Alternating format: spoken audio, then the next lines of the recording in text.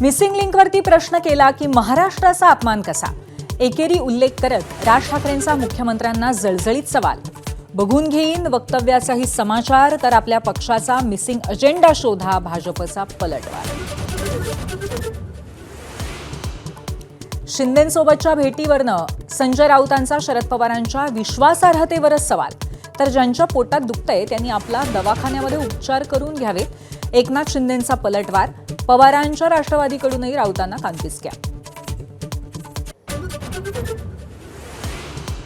शिवसेनेच्या म्हात्रे पाठोपाठ भाजप नगरसेवक सूरज बामणेच्या गुंडागिरीनं खळबळ.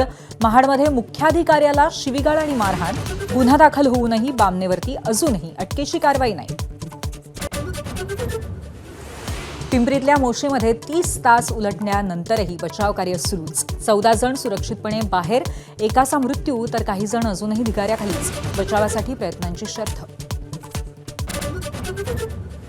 वसई विरारमध्ये पाऊस थांबला तरी लोकांचे हाल कायम. पाण्याच्या वेढ्यामध्ये अडकलेल्या वसईकरांचा अंधाराशी संघर्ष सुरू. तर अनधिकृत बांधकामांमुळे धारावीपेक्षाही वसईची परिस्थिती वाईट. पालकमंत्री गणेश नाईकांची हतबलता. मराठवाड्याच्या परभणी, हिंगोली, नांदेड जिल्ह्यामध्ये रात्रभरामध्ये 4 भूकंपाचे धक्के. अनेक घरांची मोठी पडझड. परिसरामध्ये दहशतीचं वातावरण.